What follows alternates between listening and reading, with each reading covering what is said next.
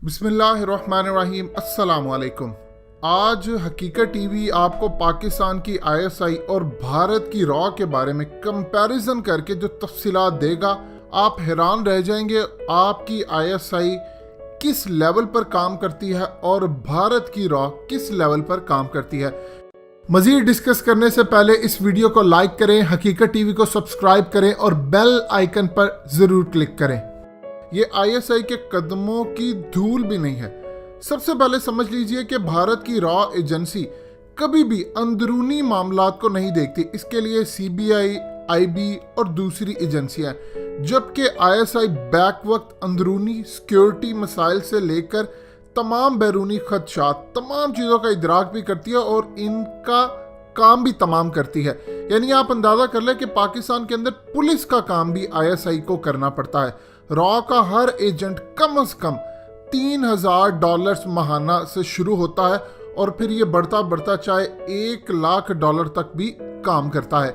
लेकिन आईएसआई के जो एजेंट्स हैं, हमारे पास आधे से ज़्यादा जो एजेंट्स हैं वो फ्री काम करते हैं, सिर्फ मुल्क के लिए, इस्लाम के लिए काम करते हैं।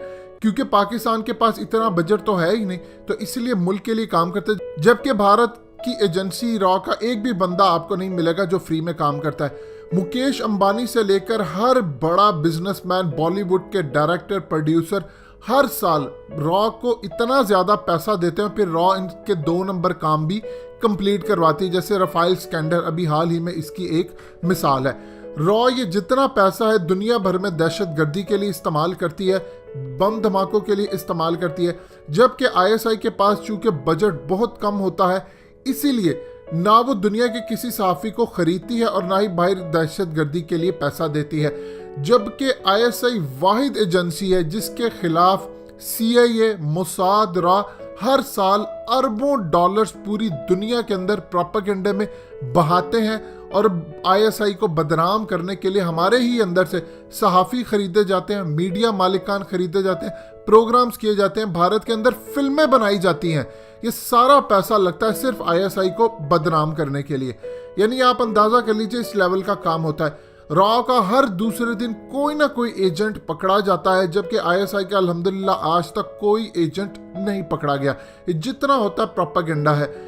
इसके बावजूद आप अंदाज़ा कर लीजिए कि पाकिस्तान को न्यूक्लियर बनाने के लिए हमारे पास ना तो पैसा था और ना ही हमारे पास पुरज़े मालूमात। दुनिया भर के अंदर आईएसआई के एजेंट, आपके गुमनाम हीरोज चले गए, जानों के नजराने दिए, एक एक पुरज़ा, एक एक मालूमात के लिए। कोई तो दुनिया के अंदर वैसे ही गुमनाम, जिंदगी और मौत की कश्मकश में इस दुनिया से ही चले गए, शहादतें उन्होंने पाली, लेकिन पाकिस्तान को न्यूक्लियर बनाकर छोड़ा। ये है वो मामला। इसके बाद आप अंदाजा कीजिए रॉ को धमाके करवाने के लिए खुली छूट है। इसराइल, सीआईए, मोसाद, दुनिया की 54 एजेंसियां रॉ के साथ काम करती हैं मिलकर पाकिस्तान को डिस्टेबलाइज करने के लिए। आप अंदाजा कर लीजिए कि 2010 में पाकिस्तान को तोड़ने के लिए नक्शे बनाए गए, 2015 में नाम ही खत्म कर दिया। रॉ का एक भी प्लान पूरी तरह हमने कामयाब नहीं होने दिया। यानी आप अंदाजा कर लीजिए दुनिया की 54 एजेंसियां पाकिस्तान की आईएसआई अकेली हैंडल कर रही है। आप सोच सकते हैं। लेकिन भारत के अंदर रॉ के अंदर अगर इसकी सिर्फ 5 एजेंसियां भी भारत के अंदर काम करती, उनके खिलाफ लड़ती, तो रॉ स्टेबल ही नहीं हो सकती थी।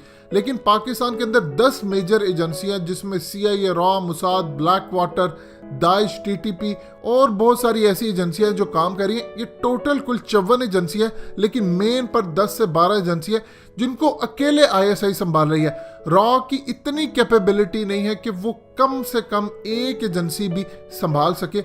ये है इनका और आईएसआई का मुकाबला। पाकिस्तान का बच्चा बच्चा आईएसआई से इश्क करता है, आईएसआई से मोहब्बत करता है, उसका नाम जानता है। आप भारत की 70% आबादी को रॉ का पता ही नहीं है। जिनको पता उनको भी ज्यादा मोहब्बत ही नहीं है, ना उनको कुछ पता है कि रॉ क्या है, उसके लिए क्या काम है, उसकी अहमियत क्या है।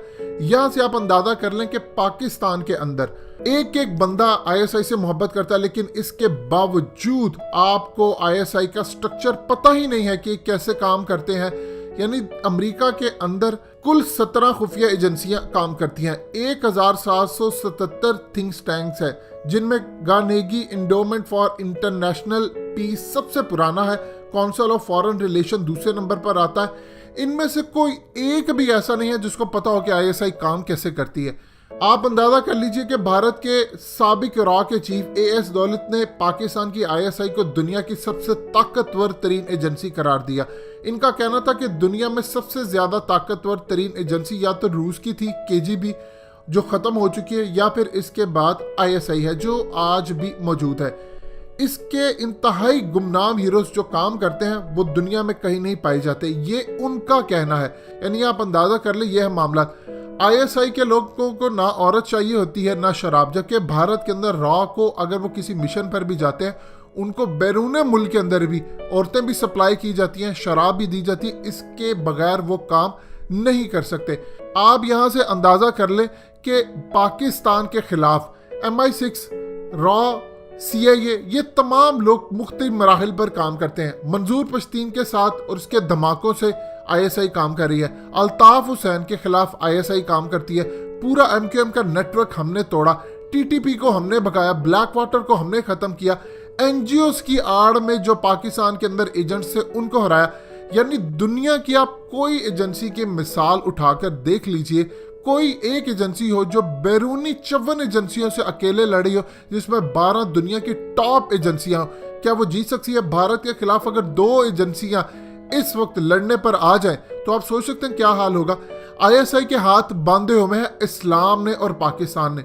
वो किस तरह, आप समझ लीजिए। देखिए, आईएसआई के एजेंट कुरान की और इस्लाम की बात पर चलते कि हम बेगुनाहों का खून नहीं बहाते, जबकि रॉ पाकिस्तान के अंदर TTP हो या दूसरे कोई भी लोग हो, इनसे मिलकर काम करती है। आज तक रॉ ने कभी डायरेक्टली सीधा काम नहीं किया, हमेशा बैकएंड से, कभी सहाफियों के जरिए, कभी पाकिस्तान के अंदर से, कभी बैकएंड दुश्मनों के जरिए, मंजूर पश्तीन टाइप इनके जरिए काम करती है। जिस दिन ये सामने आकर काम करेंगे, सिर्फ 5 मिनट की मार है पूरी एजेंसी खत्म होने की। पाकिस्तान की आईएसआई अल्हम्दुलिल्लाह मुल्क का दिफा कर रही है। दुनिया में कोई ऐसी एजेंसी नहीं जो कम बजट के साथ इतनी सारी एजेंसियों का अकेले मुकाबला करती हो। दोस्तों, हकीकत टीवी को सब्सक्राइब करना मत भूलिए, वीडियो को लाइक करें, शेयर करें और कमेंट सेक्शन में अपनी राय का इजहार जरूर करें।